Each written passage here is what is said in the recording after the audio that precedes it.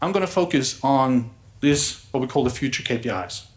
Now, the reason we call it future KPIs is, as Carl said as well, you can't just use focus groups, interviews, surveys, net promoter scores, or anything like that, because these are mature metrics that you may or may not like, but you can't just use them for trying out completely new solutions. If you can imagine that you have a completely new device and you want people to try that out, can you just use a focus group and just rely on that measure? Can you use a survey, a liking score? What does that really tell you?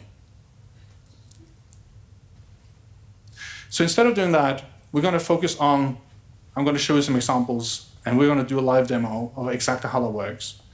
By looking at how can you test concepts. In the book, we're talking about how we did this for IKEA, for example, by testing how people responded to different concepts of energy use or investing in different types of energy. Then you go to a prototype stage where you say, we have different types of prototypes. Is it this version or this version or this version? And then you iterate based on that to see how can you, basically come to the end of having a product that is viable. And then at the end, if you succeed all the way through, you need to find a way to communicate this. What is the name of it? What is the slogan? Does it need a slogan? Do people actually understand it? Do they see it when you're presenting it? And so forth. And do they actually understand the message? We built a system that allowed us to scan the brain and use eye tracking to measure both where people are looking and how people are responding, and combine that with more traditional metrics as well. We said we need to have a way to create metrics that are reliable, valid, that are valid both from a scientific perspective, but also valid in terms of what is usable and necessary and actually provides added value from a business perspective. What we have focused on is making at least 4 different core metrics. One is attention or focus. So what are people actually looking at?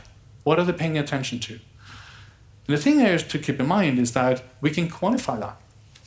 So since we're using eye tracking, which is 50 Hertz machines, it means that we can have a data point for each eye every 20 milliseconds. So very precisely, we can quantify what are people looking at? What are they missing? For how long are they looking? And then the second thing is, when we use the EEG, we can then say, how are people responding to that? So the first thing is emotional responses. Do they actually respond positive, neutral, or negative to what they're looking at? So we have 2 dimensions here. Arousal, that's that intensity of the emotion. So, pupil dilation, pulse, and respiration. So that would be kind of very, a good example here is for what you see when you watch horror movies. And the second is motivation, because you can have a high arousal for very positive and very negative events, so it doesn't really tell you everything.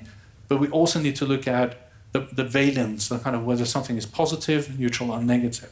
And those 2 together tells you if people are engaged or disengaged, if they're liking or enjoying something, or if they're appalled by something. And this is actually measured, with a millisecond accuracy.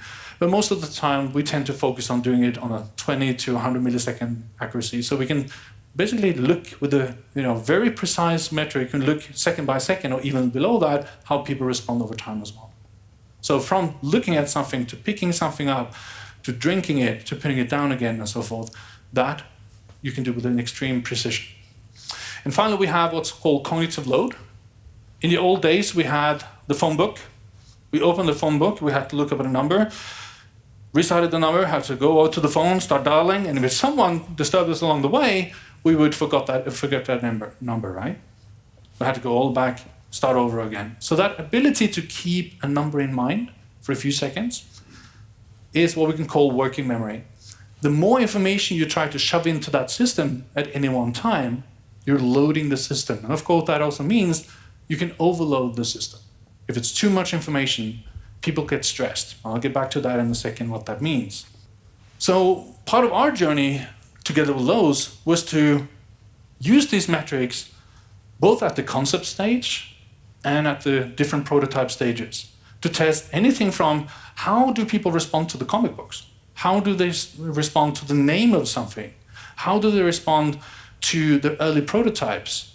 All the clunkiness and everything. And as every iteration went through, we tried these things. So it became a language and a metric, if you like, a measurement stick to guide the process, to the do's and don'ts.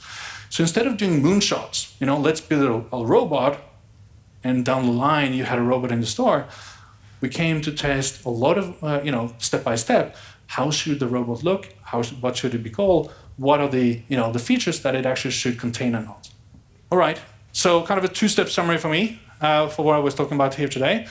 On the one side, the good old dictum of gnote soton, which is actually a Greek for meaning know thyself, is actually a good first place to start, because we have these biases, and just understanding them, even in a managerial context, is actually interesting.